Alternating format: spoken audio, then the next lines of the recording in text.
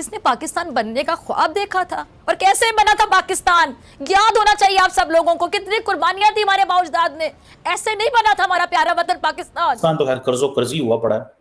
पाकिस्तान के कर्जों के बारे में तो ये कहा जाता है कि ये जो लोग हमारे पाकिस्तानी जिन्होंने ये कर्जे लिए हुए हैं, उन्होंने को पाकिस्तान से मोहब्बत कोई नहीं की, उन्होंने बस कर्जे लिए हुए हैं। और ये एक हिसाब का, जैसे आप कहें, ये बहुत बड़ा डेट ट्रैप है पाकिस्तान के लिए। क्या अब पाकिस्तान बनता है, होता क्या है, ये बदमाशियाँ जो है ये पाकिस्तान के अवाम के लिए तालीम को तकरीबन हराम समझती है। बेशुमार जगह ये मिसालें के लिए इसके खिलाफ कम से कम आवाज, ईमान का कमजोर तरीन दर्जा है आवाज उठाना, तो कम से कम आवाज तो उठाएं। चलिए जी, बारिश आ गई है, पकौड़े खाएंगे चाय के साथ बैठकर। वी मीन बिजनेस, एक बहुत सीरियस बिजनेस है इसके ऊपर। सो अगर और धमकाने की बात करें, यूनाइटेड नेशन में वो हमें धमका पाएगा, यूएस का सपोर्ट लेके धमका पाएगा। चलिए चाइना एंगल से धमकाने की अगर कोशिश भी करेगा, आपको लगता है कि चाइना आजकल धमकाने के मूड में है? पहले भी जिहादी थे, अभी भी जिहादी रह रहा है, इनका कुछ नहीं हो सकता क्योंकि मैन्युफैक्चरिंग फॉल्ट है। ये मैन्युफैक्चरिंग फॉल्ट इनका ठीक नहीं हो सकता। ये डंडे जब तक नहीं पड़ेंगे तब तक सीधे नहीं होंगे, और पाकिस्तान को सीधा करेगा तो चाइना ही करेगा। देखिए ना, कितने हाईएस्ट लेवल पे वो ये हमसे धोखा करके हुए हैं, लेकिन हुकूमत है, मजबूर है। वो जो बिलावल भुट्टो जरदारी ने इसके लिए टर्म बोली थी, this is a cost of development. ये कर्जे, ये सारा कुछ हमने डेवलपमेंट हुई है तो उसकी कॉस्ट है। तो मुझे लगता है कि ये बेसिकली हमारे फॉरेन ऑफिस ने बिलावल भुट्टो जरदारी को एक लफ्ज दिया था। ये हालत है पाकिस्तानियों की, अपने ही एरिया में जहां जहां पर चाइनीज रहते हैं वहां पर वीजा लेकर जाना पड़ता है।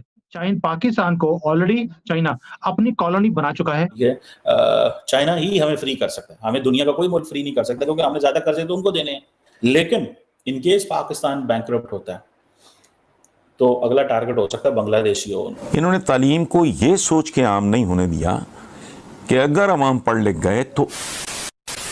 नमस्कार दोस्तों, जय हिंद। जैसा कि आपने क्लिप में देखा, पाकिस्तान की हालत चारों तरफ से खराब चल रही है। अब तक जितने भी क्राइसिस होते हैं वो सब पाकिस्तान में चल रहे हैं। ऊपर से पाकिस्तान में पॉपुलेशन इतना बढ़ गया है कि अब पाकिस्तान उसे संभाल नहीं पा रहा है। पाकिस्तान पर चीन का इतना कर्ज बढ़ गया है कि अब चीनी पाकिस्तानियों को पाकिस्तान में थप्पड़ मार रहे हैं और पाकिस्तानी कुछ नहीं कर सकते, क्योंकि पाकिस्तानी गवर्नमेंट ऐसा कुछ करती है तो चीन फिर कर्ज नहीं देगा। यही वजह है कि पाकिस्तान में आए दिन चाइनीज इंजीनियरों पर अटैक होते रहते हैं। इन्हीं सबको देखते हुए चीन ने पाकिस्तान को उसका साथ छोड़ने की धमकी तक दे दी है, क्योंकि पाकिस्तान में चीनी नागरिकों पर लगातार हमले होते जा रहे हैं और पाकिस्तान उसे रोकने में नाकाम होती जा रही है। चीन का कहना है कि जब तक पाकिस्तान उसके नागरिकों की सुरक्षा दुरुस्त नहीं करता तब तक वह चीन दूसरे और कोई इन्वेस्टमेंट के बारे में नहीं सोचेगा, यानी पाकिस्तान को कर्ज और नहीं देगा। पाकिस्तान की आवाम अपनी गवर्नमेंट और अपने फौज के खिलाफ प्रोटेस्ट कर रही है और बोल रही है कि हमारे देश में हम ही आजाद नहीं है। बात यहाँ तक बढ़ गई है कि अब तो पाकिस्तान के अलग अलग स्टेट में अपना एक अलग देश बनाने की मांग उठने लगी है। पाकिस्तानी मीडिया यहाँ ये बोल रहा है कि आज़ादी के बाद हमारे हिस्से में जाहिल आए थे जिन्होंने पढ़ाई को हराम बताया और आज उसी का फल हम भोग रहे हैं। हर माशरे में अशराफिया होती है,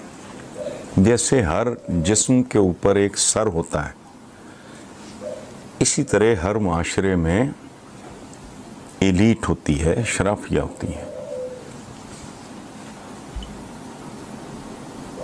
दुनिया का कोई समाज अशराफिया के बगैर नहीं होता, और अशराफिया वो होती है जो गाइड करती है, कंट्रोल करती है, बेहतरी की तरफ लेके जाती है। जैसे अगर आपका दिमाग ठीक काम कर रहा है तो वो पूरे जिस्म को, उसके बिहेवियर को वो मॉनिटर करता है।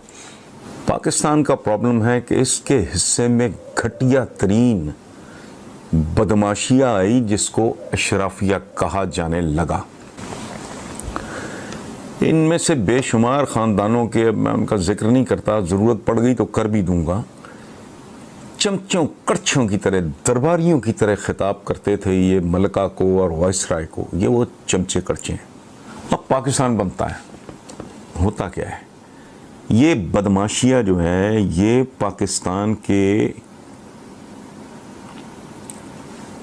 अवाम के लिए तालीम को तकरीबन हराम समझती है। बेशुमार जगह ये मिसालें कि फ़लाँ जागीरदार ने, फ़लाँ ज़मींदार ने, और फ़लाँ वो फ़लाना अमीर फ़लाँ और ये और वो, इन्होंने अपने इलाकों में स्कूल नहीं बनने दिए, ये वो। अच्छा, इन्होंने तालीम को ये सोच के आम नहीं होने दिया कि अगर अवाम पढ़ लिख गए तो उनमें अच्छाई और बुराई की, बदी और नेकी की, जायज़ और नाजायज़ की, सही और गलत की तमीज़ पैदा हो जाएगी। चूँकि इल्म ही हराम और हलाल की दरअसल इल्म ही है जो तमीज़ देता है। इन्होंने ये साजिश की, आबादी ना होने के बराबर थी, वक्त के साथ साथ मुल्क पहुंच गया 22 करोड़ पे। अब ये नीम पागल हो गए, अब ये लोगों से पढ़े लिखे रवैयों की उम्मीद करते हैं, उनके पास इल्म है ही नहीं। इनके लिए ये मुल्क इनके लिए जहन्नुम बनने जा रहा है, याद रखना। गरीब आदमी की तो जिंदगी कोई नहीं, माड़े की कम। अच्छा, ये टायर जला के पोल्यूशन पैदा कर रहे हैं, फलाना पैदा कर रहे हैं, भाई उनको तो पता ही नहीं। तुमने तो उनको तालीम देते, वो ज़हनी तौर पे डेवलप होते, उनको अच्छाई बुराई की, गलत सही की, मनफी मस्बत की को तमीज़ होती, उनको नहीं पता। वो अगर जाहिलों की तरह टायर जला रहे हैं, अपनी बच्चों की ज़िंदगियाँ मुश्किल कर रहे हैं, या सरकारी अमलाक को आग लगा रहे हैं, या कुछ कर रहे हैं एहतजाजों के दौरान। अभी रिसेंटली वर्ल्ड बैंक ने कहा है, वर्ल्ड बैंक ने क्या, उनके कंट्री डायरेक्टर ने कहा है कि पाकिस्तान में आबादी का तनासुब, पाकिस्तान में आबादी का तनासुब, उसका जो इक्तसादी ग्रोथ रेट है उससे 2 गुना है। इसका क्या मतलब है? ये मैं फिर बचपन में चला जाता हूँ, एक गाना होता था, आमदनी 98 खर्चा रुपया। मतलब ये है कि जितनी आमदनी है उससे 2 गुना खर्चा, तो बेड़ा गर्क ही होना है ऐसे बंदे का। देखिए, जो 94 से क्राइसिस चल रहा है पाकिस्तान के अंदर बिजली को लेकर, वैसे तो 75 सालों से ही है, क्योंकि ये कभी भी क्राइसिस से बाहर ये कंट्री आया ही नहीं।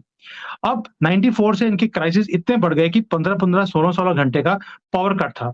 इन्होंने उस वक्त पूरे वर्ल्ड में ये बोला, जी पाकिस्तान अन्ना बड़ा मुल्क, अन्ना इंपॉर्टेंट मुल्क, यहाँ पर आप बिजली प्रोड्यूस करने के लिए आएंगे तो हम आपको बड़े लुक्रेटिव ऑफर्स देंगे, फिर जो यहाँ से बिजली बनेगी उसका जो पैसा है वो हम आपको दे देंगे। तो चाइना ने बोला, जी हम कर लेते हैं।